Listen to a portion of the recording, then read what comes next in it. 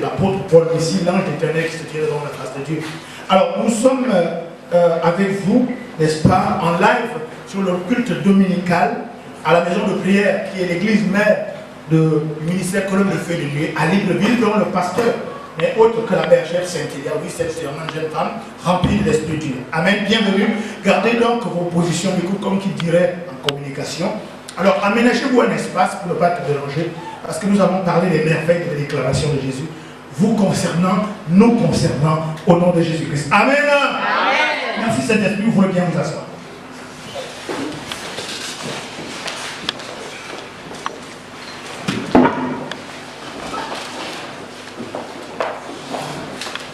Voilà, gloire à Jésus. Le thème de mon exhortation ce matin, c'est « Ne t'inquiète pas, Jésus prie pour toi. » Alléluia. Amen. Jésus prie pour toi, alors ne t'inquiète pas.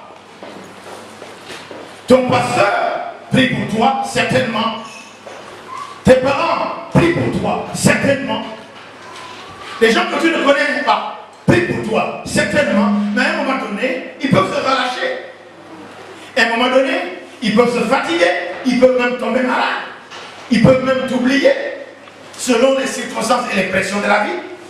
Mais ce Jésus-là, le Seigneur des Seigneurs, le Roi des Rois, celui qui est un avec son Père, comme nous allons le voir dans le Jean chapitre 17, celui-là ne peut pas oublier.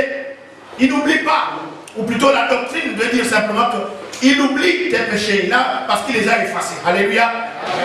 Mais n'oublie pas ses paroles. Et il met sur les paroles qu'il a dites sur toi, afin qu'elles s'accomplissent. Alléluia. Elles s'accompliront certainement à leur temps. Amen. Parce que sa parole, c'est lui-même. N'est-ce pas? Au commencement était la parole. Et la parole était avec Dieu. Et Dieu était cette parole. Et Jean chapitre 1 nous apprend qu'elle était au commencement avec Dieu. Et que rien de ce qui a été n'a été fait sans elle. C'est Alléluia la vie. Alléluia. C'est cette parole qui parle elle-même de lui-même pour parler. Excusez-moi de dire ça. La parole parle de lui-même ou bien d'elle-même. Mais comme il s'agit de Jésus, on dit il. Alléluia. Amen. Donc, ce Jésus-là, nous allons visiter, n'est-ce pas, sa prière sacerdotale. Nous allons le visiter aujourd'hui en tant que prêtre. En tant qu'un homme du sacerdoce, comme nous tous ici, il nous a appelés à un sacerdoce royal, c'est-à-dire à une dignité qui fait en sorte qu'il y a tellement de dévotion à cause de la religion, à cause de la spiritualité, à cause de la foi. Alléluia. Nous allons voir ce que Jésus dit à propos, lorsqu'il est prêtre, il est le souverain sacrificateur. Nous allons voir comment Jésus a prié pour toi et pour moi. Alléluia. Oh non, je ne peux pas le quitter, je ne peux pas l'abandonner. Alléluia. Et il dit même une chose, même si toi tu m'abandonnes, mais moi je ne t'abandonnerai jamais, je serai avec toi jusqu'à la fin des temps. Alléluia. S'il est avec moi jusqu'à la fin des temps, c'est que Jésus va prier pour moi jusqu'à la fin des temps. Ou bien on va dire comme on dit chez nous, Jésus va prier pour toi et pour moi jusqu'à...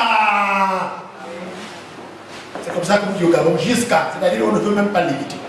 Alléluia. Alors nous allons lire la prière sacerdotale, la prière de Jésus en tant que prêtre qui intercède pour toi. Jean chapitre 17. Nous allons la lire entièrement parce que il est bon de lire la parole de Dieu. Parce que c'est cette parole qui est essence et substance. C'est cette parole qui crée. C'est cette parole qui amène ce qui n'existe pas en l'existence. C'est cette parole qui est Dieu. Dites Amen bien. Amen. Je lis à partir du premier verset. Après avoir ainsi parlé, Jésus leva les yeux au ciel et dit, Père, l'heure est venue, glorifie ton Fils, afin que ton Fils te glorifie. Nous allons voir, après avoir parlé de quoi? Au verset 2, selon que tu lui as donné pouvoir sur toute chair, afin qu'il accorde la vie éternelle à tout ce que tu lui as donné. Waouh! Vous êtes des gens de la vie éternelle. Amen. Alléluia. Amen. Oh, verset 3. La vie éternelle, c'est qu'ils te connaissent, toi, le seul vrai Dieu, et celui que tu as envoyé, Jésus-Christ.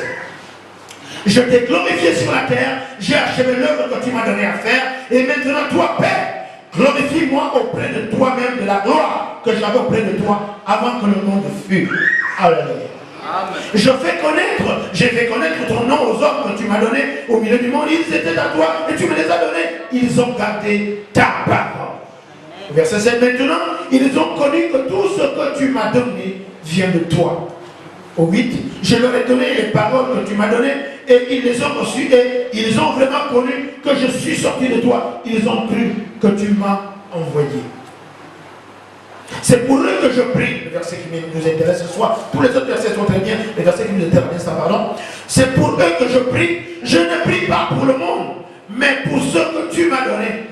Parce qu'ils sont à toi. Alléluia. Oh, j'aime. Et il me plaît, n'est-ce pas, de rappeler et de relire ce verset. C'est pour eux que je prie. Et c'est Jésus qui parle. Il ne prie pas pour tout le monde. Il prie pour eux. Eux qui? Vous et moi.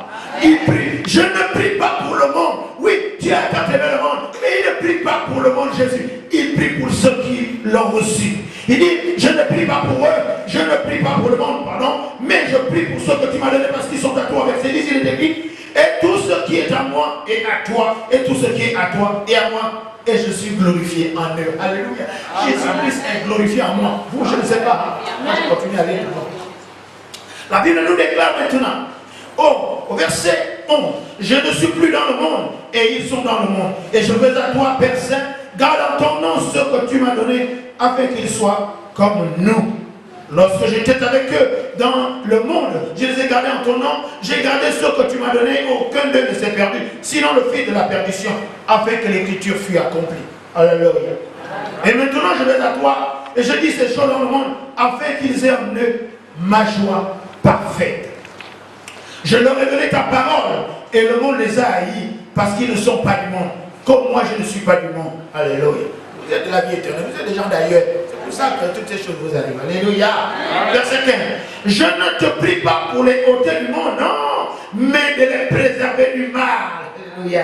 Ils ne sont pas du monde comme moi. Je ne suis pas du monde. Sanctifie-les par ta parole. Ta parole est la vérité. Verset 18. Comme tu m'as envoyé dans le monde, je les ai aussi envoyés dans le monde.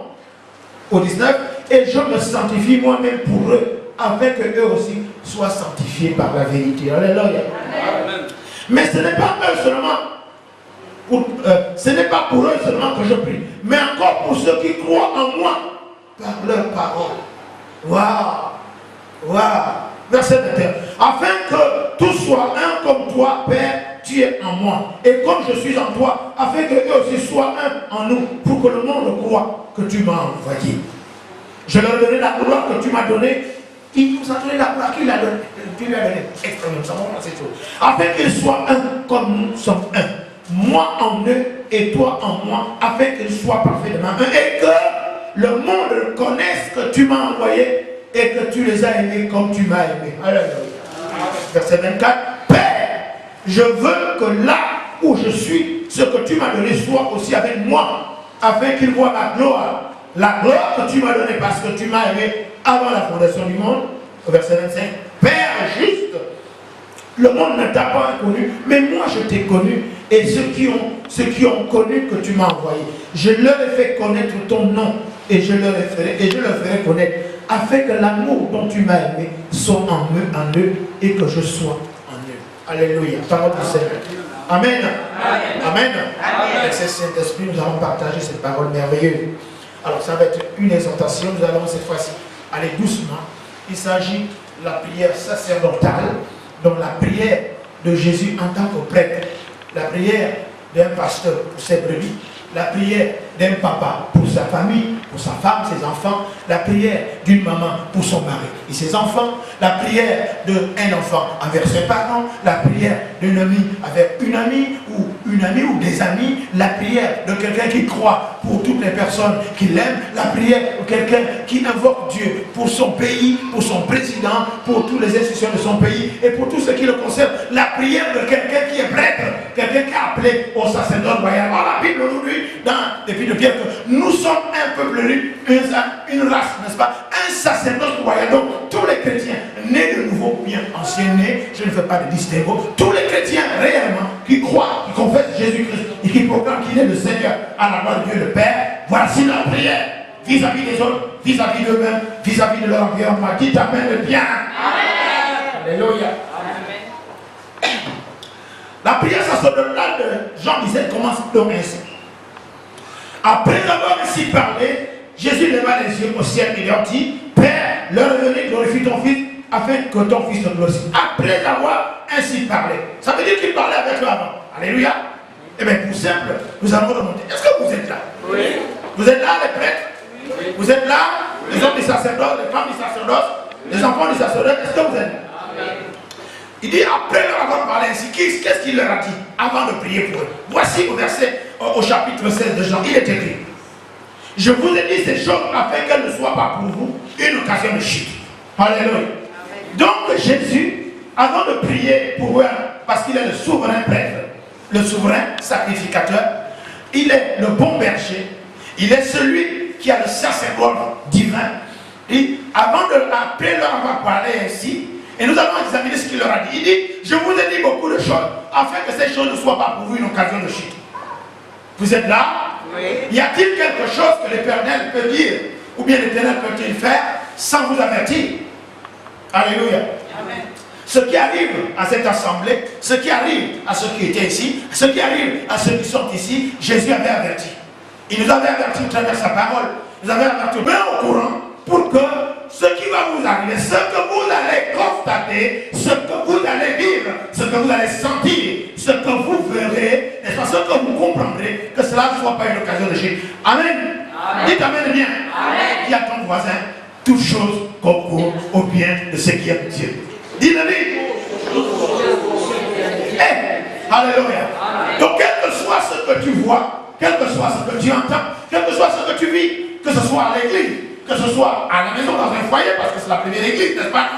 Toute chose concourt au bien de ce qui aime Dieu. En d'autres termes, ça veut dire que ça ne soit pas une occasion de chute, que ça ne soit pas une occasion de division, que ça ne soit pas une occasion d'affrontement, de litige, de compétition, que ça ne soit pas une occasion de blessure ou de maîtrise, parce que Dieu est au contrôle. Oh, il y a des choses qui nous arrivent. On se dit non, ce n'est pas possible. On se lamente, on crie, on prie. Seigneur, ce n'est pas possible. Pourquoi tu as permis tout le reste? Mais Dieu lui dit, toute chose concourt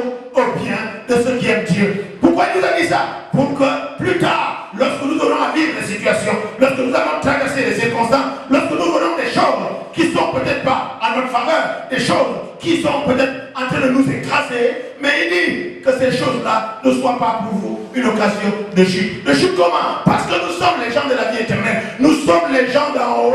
Donc, on ne peut chuter que si on est en haut. Alléluia. Que ça ne soit pas pour vous une occasion de chute. Ça veut dire que vous êtes en haut. Et la Bible dit, j'ai vu Satan chuter, tomber du ciel comme une étoile. Satan était d'abord en haut, il est tombé à cause de l'orgueil et de la vanité. Mais Dieu nous dit, il y a des choses qui vont se passer autour de toi. Il y a des choses qui vont se passer, que tu verras, que tu vas ressentir, qui vont t'amener dans le désarroi. Mais que ces choses ne fassent pas que tu tombes. Pourquoi? Pour tomber, c'est que tu es en haut, n'est-ce pas, non? Il y a ton voisin pour rester en haut. Il faut rester en haut. Dis-le lui avec conviction. Il ne tombe pas à cause de ce que tu vois. Dis-le lui. Tu ne dois pas tomber à cause de ce que tu vois. Parce que Jésus t'a averti. Alléluia. Dis à cette femme, Dieu parle à une femme. Ne tombe pas parce que ce qu'on te dit, parce qu'on t'insulte, parce qu'on dit n'importe quoi. Ne tombe pas parce que ton mari essaie de te décourager. Reste en haut. Reste en haut. Dieu parle à une femme. Reste en haut. Alléluia. Est-ce que vous êtes là? Amen. Je ne vous sens pas. Amen. Bien, vous êtes tombé. Non. Vous savez quoi? Même si une situation veut te pousser, accroche-toi à Jésus. Amen. Alléluia. Quelqu'un veut te bousculer, accroche-toi à Christ. Alléluia. Car ceux qui sont en Christ, n'est-ce pas, ne chancellent point. Oh, on chante. Même si on chancelle, mais on ne tombe pas. L'Éternel est notre Dieu. L'Éternel est notre force. On ne chancelle pas. Alléluia. Parce que nous sommes bâtis sur le rocher d'Israël. Nous sommes sertis sur la parole de Dieu.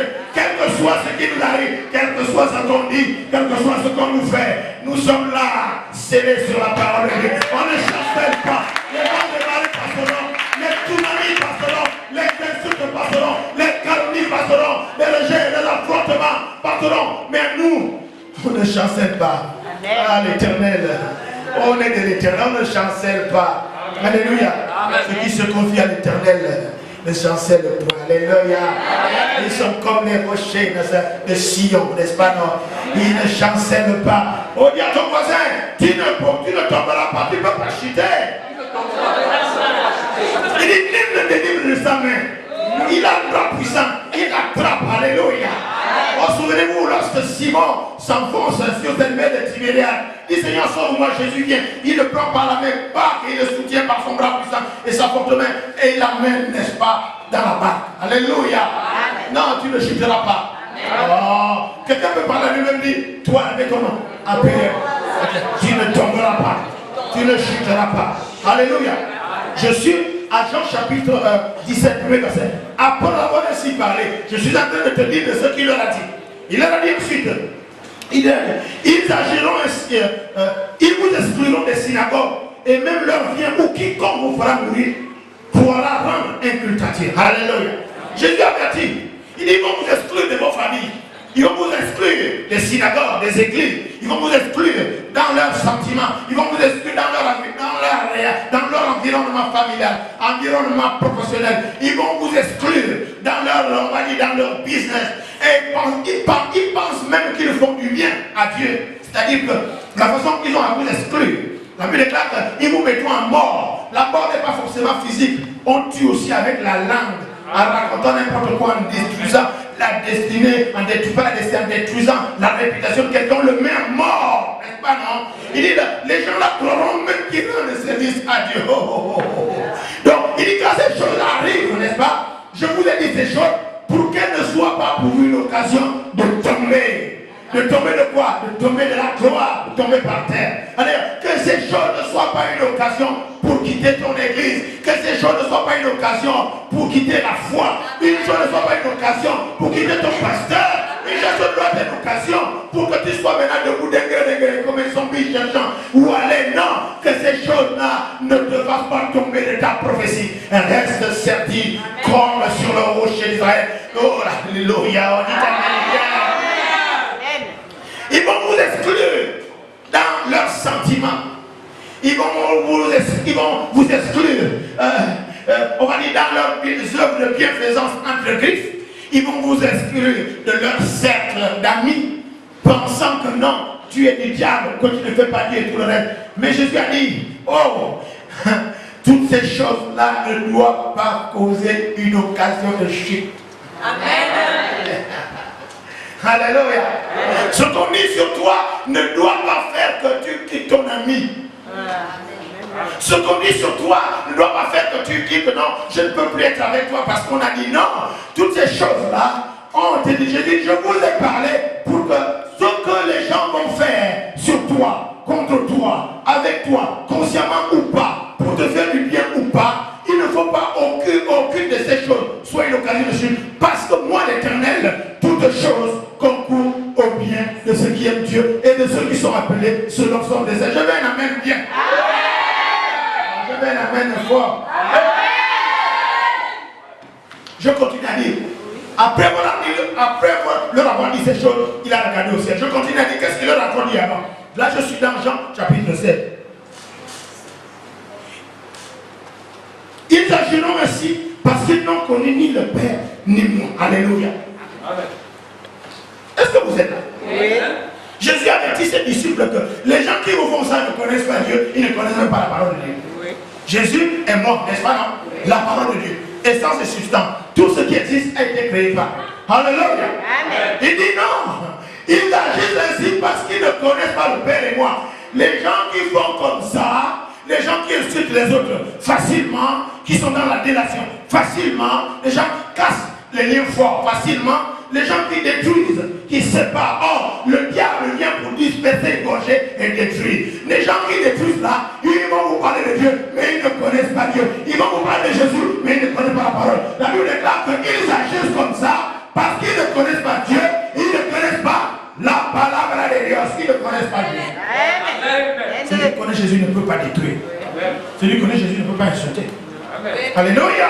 Est-ce que vous êtes là? Celui qui connaît Jésus ne peut avoir qu'une critique constructive. Alléluia. Celui qui connaît Jésus ne peut pas inciter les gens à sortir de l'église. Parce que l'église appartient à Jésus, non au pasteur ou à la bergère ou à qui que ce soit. N'est-ce pas? Celui qui connaît Jésus, qui connaît Dieu, ne peut pas diviser la famille parce que celui qui a commencé, qui a créé la famille au jardin d'Éden, c'était Dieu, n'est-ce pas? Et c'était qui visitait la famille? C'est Dieu le Père, n'est-ce pas, non? Au travers de sa parole, il crée Adam, il crée Ève, c'est la première famille, n'est-ce pas, non? Donc celui qui connaît le Père, qui est le Père des foyers, le Père des mariages, le Père des, on va dire, des mariages, celui qui a créé, qui a voulu que le mariage soit, celui-là ne peut pas, n'est-ce pas, effectivement, faire en sorte que ce mariage soit accompli. Pourquoi? Parce que ceux qui ne le connaissent pas vont penser qu'ils doivent séparer. Oh, ne séparez pas ce que Dieu a mis. Ce n'est pas seulement le mariage, ce que Dieu a mis dans une église, ce que Dieu a mis dans une amitié, ce que Dieu a mis dans une famille. Ne les séparez pas. Oh, la Bible déclare, si vous le faites, oh, il va aller mieux pour vous, n'est-ce pas, que de jamais le fait d'être né. Alléluia. Ne séparez pas ce que Dieu a mis. Ce verset n'est pas seulement un verset de mariage. Mais il y a aussi mariage, il y a des mariages qui ne disent pas non, qui le disent de façon spirituelle. Lorsque deux personnes, nous connaissons cette affaire de Jonathan et de David, n'est-ce pas? Leurs âmes étaient liées, n'est-ce pas, non? Mais s'il vous plaît, David et Jonathan n'étaient pas des homos, n'est-ce pas? Ils n'étaient pas gays, c'était pas LGBT à leur époque. Mais leurs âmes étaient unies. Donc, effectivement, en Christ Jésus, nos âmes sont unies. Pourquoi? Parce qu'en Christ Jésus, c'est le même baptême, c'est la même foi, le même esprit, la même chose, la même vision, la même famille, le même corps, la même façon de voir, la même façon d'être, la même façon de prier, la même façon de s'aimer. C'est ça, que personne ne sépare une église du Dieu vivant, que personne ne sépare une famille qui prie, que personne ne sépare des gens qui s'aiment normalement de l'amour à tapéo. Au nom de Alléluia. Verset 1er de la prière de Jésus en tant que Père. Après avoir ainsi parlé, Jésus leva les yeux au ciel. Qu'est-ce qu'il leur a dit encore? Il leur a dit ceci. Je vous ai dit ces choses afin que lorsque l'heure sera venue, vous vous souviendrez que je vous les ai dites. Que vous n'en avez pas parlé dès le commencement parce que j'étais avec vous. Alléluia. Il a dit ces choses afin que quand les problèmes sont là, vous vous rappelez ce qu'il avait dit. Amen. Il avait dit qu'il y aurait des problèmes, n'est-ce pas, non? Or, celui qui oublie, c'est celui qui a des problèmes. Or, il dit, ah non, non. La Bible dit, on va d'abord commencer. Le monde ne dit-il pas, ou bien, qu'un homme averti en vaut deux. Alléluia. Non, nous en Christ, on dit simplement que celui qui est en Christ est prophétique. Hein? Celui qui est en Christ est quelqu'un qui est enseigné de ce qu'on appelle la doctrine de l'eschatologie. Donc nous connaissons des choses qui doivent arriver, qui arriveront même au temps de la fin. Alléluia. Amen. Jésus dit, écoute, je vous ai dit ces choses pour que vous vous rappeliez. Comment vous persécuter, ils penseront même qu'ils font du bien. Oui. Je vous ai dit ces choses-là parce qu'on vous dira de sortir de votre église, de sortir de votre famille, de quitter votre copain, de quitter votre copine. Ils vont tout faire pour vous diviser, vous séparer, pour mieux rien. Je te dis, je vous ai dit ces choses pour que vous vous rappeliez quand ces choses-là vont arriver.